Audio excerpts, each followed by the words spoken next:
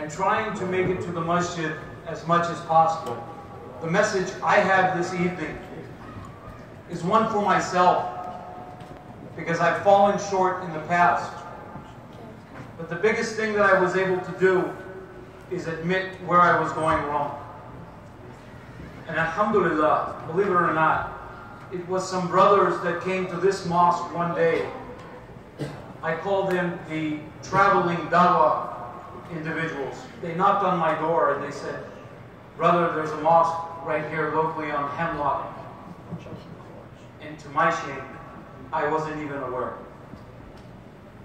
So I said, alhamdulillah, I'm going to make every attempt. And by the grace of Allah's mercy, I'm with you all this evening and have been for several months. I want to take this time right now to thank my brothers that keep me focused when business takes me far away on a daily basis. My adhan is my personal reminder from my friends. There's about 10 of them. They'll call me, they'll text me. Alhamdulillah. Praise be to Allah for those guys that keep me in their mind. When they sit down to recite the Quran, say their prayers, they remember me. And I'm extremely thankful. My dear brothers and sisters, as I was preparing for this evening's little dars, Brother Shireen said, "You got 5 minutes." I said, "Well, I'm of Pakistani descent, so that's like times 3. It's going to be about 5, 10, maybe 15. Wallahu alam.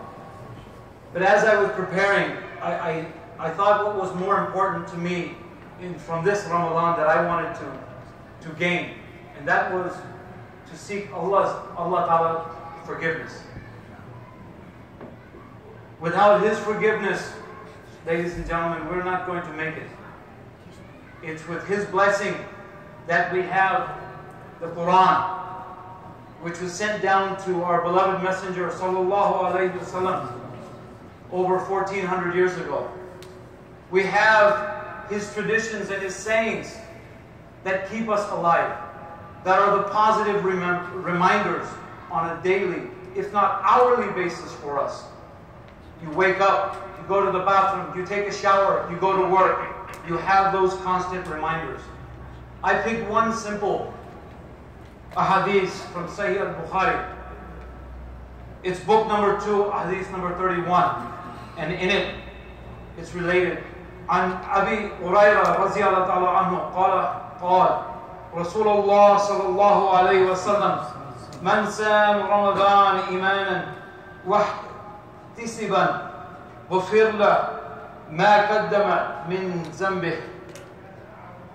Narrated by Hazrat Abu Hurairah radiallahu ta'ala anhu, may Allah be pleased with him. Allah's messenger, may the peace and blessings of Allah be upon him, said, whoever observes fast in the month of Ramadan with sincere faith and hoping to attain Allah's reward, then all of his past sins are forgiven. I said, alhamdulillah, I have hope for me. With this, I have hope for me. But I went back and I reread it about 10, 11 times. And I said, what's this? And I highlighted sincere faith. Whoever fasts in the month of Ramadan with sincere faith, hoping for the reward of Allah, will have his past sins forgiven. By the grace of Allah, we finished Surah Al-Baqarah last night, Juz 1, 2, and started Juz 3 with the guidance of our Shaykh.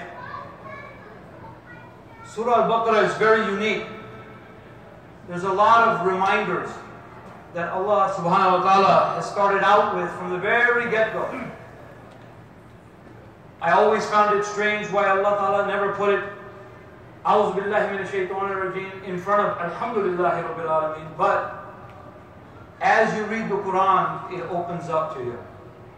Allah ta'ala in Surah Al-Baqarah says, Alif Lam Mim, ذَلِكَ الْكِتَابُ لَا رَيْبَ فِيهِ هُدًى لِلْمُتَّقِينَ الذين يؤمنون بالغيب ويقيمون الصلاة ومما رزقناهم ينفقون والذين يؤمنون بما أنزل إليك وما أنزل من قبلك وبالآخرة يوقنون. Don't worry, brothers and sisters, I'm not going to recite Surah Al-Baqarah in one shot. So Alif Lam Mim, the special characters that inshallah one day we will find out their true meaning. But after that, Allah says, this book, be not in doubt, gentlemen. This book is guidance. There is no doubt in it. Who's it guidance for? The righteous. Who are the righteous? Those who believe in the unseen, who establish regular prayer. Please pay attention. Regular prayer. And who spend out of what Allah has provided for them on a regular basis in the form of zakah, sadaqah. Those who believe in what was revealed to our beloved messenger, Rasulullah sallallahu alayhi wa sallam, and those who believe in what was revealed before him. Beautiful ayah. Now after this, Allah Ta'ala starts going on describing who the non-believers are and who the hypocrites are. So it's very dangerous path. And I almost found myself down one of them. But lucky enough, I was pulled back. So my reminder again that I'm sharing with you all, please, you've heard it from our Shaykh, you've heard it from your brothers and your sisters, your mother and your father, your grandparents. Recite the Quran on a daily basis. Regular prayer. As Allah subhanahu wa ta'ala reminds us in Surah Al-Baqarah, and we've just heard throughout the last couple of nights, reminder after reminder after reminder. You know, I'm amazed. I was sitting with Sheikh the other morning, reciting one verse. You know, it is said that Iblis, Satan, was one of the highest worshippers of Allah. Yet, it took him one time to fall. It took him one time to fall. After that, we read in Surah Baqarah, warning after warning after warning. Ya Bani Israel. Those are not soap operas. Allah is not telling us about those people for us to look at it. And I took that message. I said, you know what? Every single one of these messages that Allah is giving me about them, I need to pay heed. And then Allah goes on and describes the believers. Ya ayyuhallazina amanu. Several different places in Surah Baqarah. Establish your prayer. Be perseverant. Be patient. Give the zakah. Fast as it was prescribed before you. And then we finish the surah with Sami'na wa ata'na. We heard and we obey. I ask myself, do I hear? Do I obey? It's hard. Because it's very hard. You've got to condition it. It's a conditioning. I'm not there. Inshallah, one of these days I will. But I want to share another verse from the Holy Quran as I was reading Surah Maryam, the 19th chapter. Beautiful chapter. From verse 1 to verse 58, Allah describes the stories of several different prophets. We have Hazrat Zakaria alayhi salam, Hazrat Yahya alayhi salam, Hazrat Maryam alayhi salatu salam, Hazrat Isa alayhi salam, Hazrat Ibrahim alayhi salatu salam, Hazrat Ismail, Hazrat Yaqub, Hazrat Isa, Hazrat Musa, Hazrat Idris.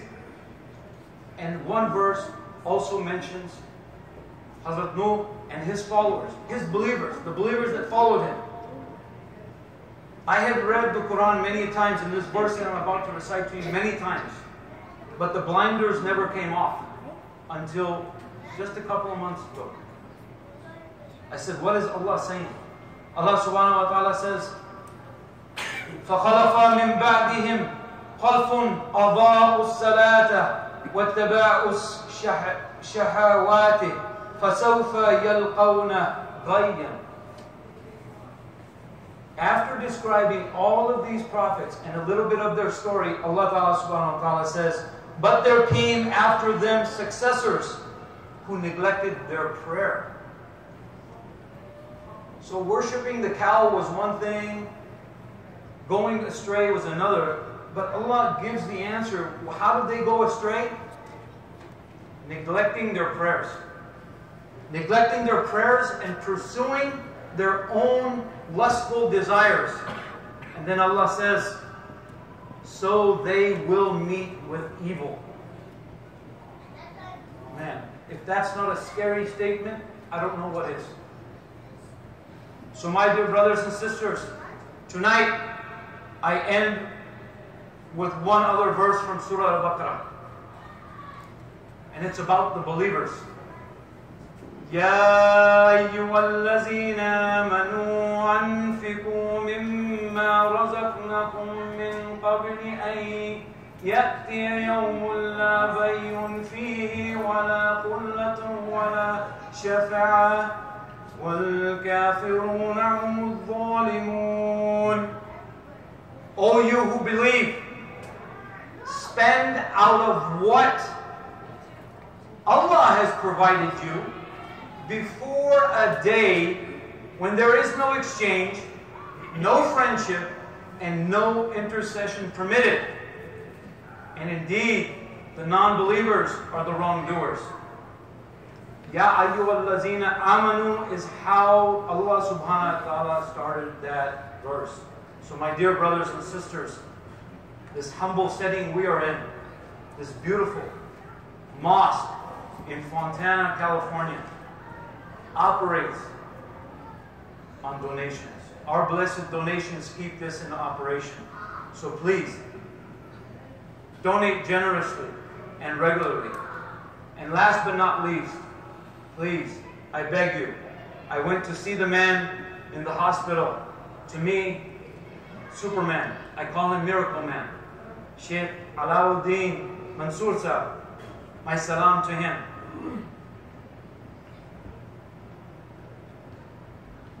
I lost hope a little bit when I was standing by him, but the strength of that man re-strengthened me the day I was visiting him.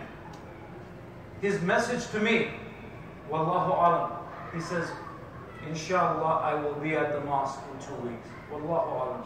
May Allah grant him a speedy recovery and return him to us expeditiously. Jazakumullah khair. Alhamdulillahi Rabbil Alameen. Takbir. أحسنت.